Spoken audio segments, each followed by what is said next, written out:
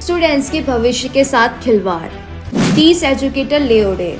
Shri Chaitanya academy coaching institute और educator पर लगाए गंभीर आरोप। जयपुर ग्रेटर के मानसरोवर डीसी और निगम की कार्यशैली पर भी उठे सवाल। आखिर क्या है कहानी, या फिर कोई राजनीतिक दबाव?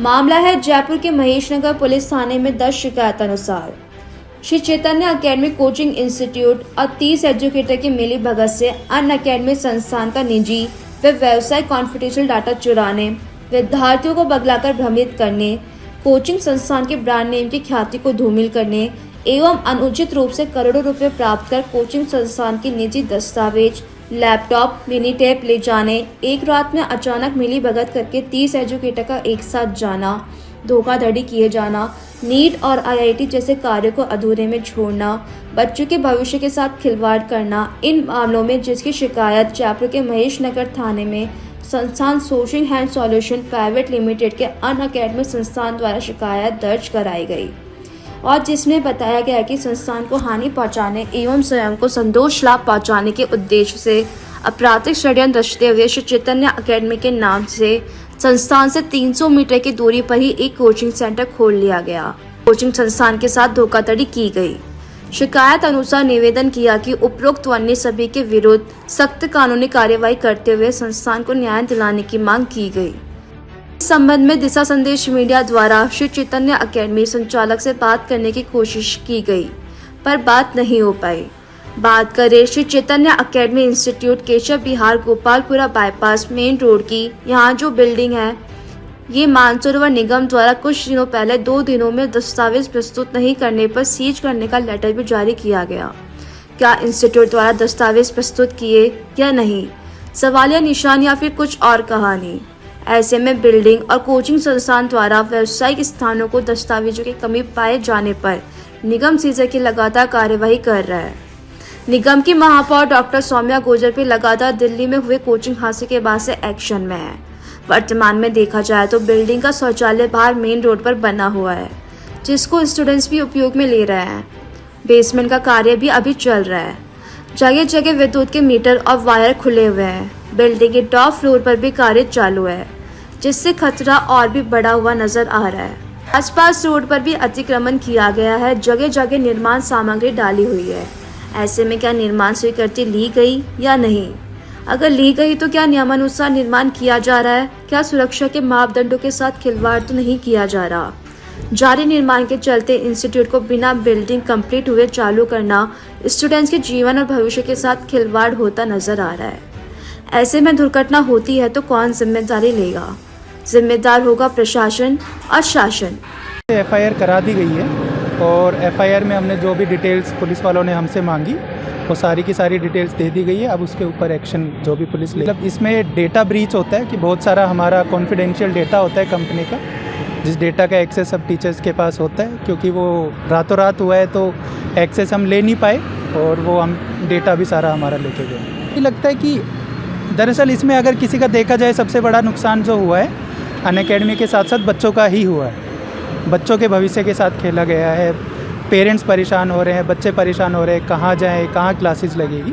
तो हमें भी यही लगता है कि अगर इस तरीके की चीज़ें ना हो ताकि बच्चों का भविष्य बचाया जा सके। तो बाउंड किया ही था, लेकिन बाउंड करने हम किसी को इस तरीके से रोक के तो नहीं रख सकते। हम उनसे सारे डॉक्यूमेंट साइन कराए हुए हैं।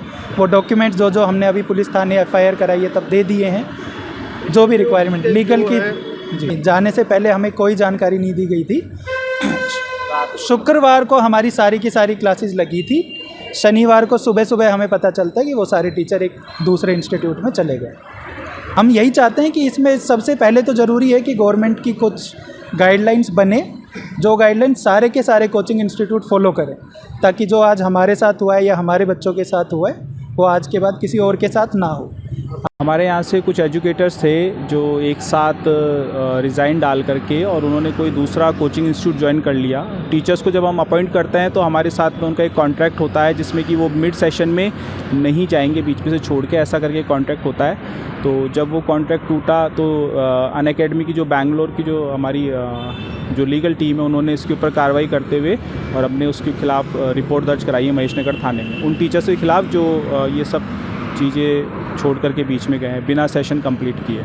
बच्चों तो प्रभावित होते ही हैं, अभी बहुत पीक टाइम है, बच्चों के पढ़ने का टाइम है, बहुत इंपॉर्टेंट क्रूशियस टाइम है उन लोगों का, और वो लोग काफ़ी डिस्टर्ब है क्योंकि रेगुलर टीचर्स के उनके पास भी कॉल जाते हैं और सभी उनको प्रेशराइज़ कर रहे हैं कि भाई हमारे इस कोचिंग में आइए, उस कोचिंग में मत जाइए, ऐसा करके। तो बच्चों का तो डेफिनेटली नुकसान होता ही है। वो लोग चाहते हैं कि भाई हमने जिस कोचिंग के ऊपर विश्वास करके रेगुलर जहाँ पे अपनी स्टडीज़ करी, जहाँ पर पढ़ाई किए, वहाँ पे पूरा सेशन कंप्लीट करें, बट अभी मिड सेशन में टीचर्स ने ऐसा किया, तो ये बच्चों के ऊपर तो एक प्रेशर रहता ही है, बिल्कुल रहता है।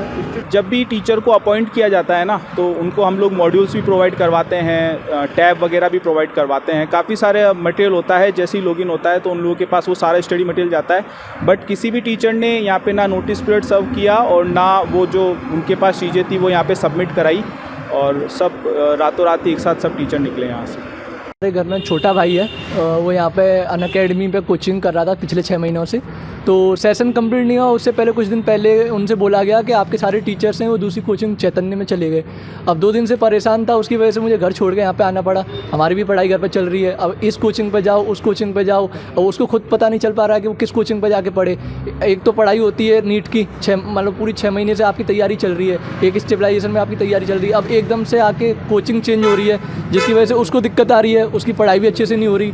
अब ये कोचिंग वालों तो अपने पैसे ले लेते हैं, फिर इनको कोर्स कंप्लीट हो रहा है कि नहीं हो रहा उससे तो पता नहीं चल रहा, लेकिन बच्चों को इतनी परेशानी होती है।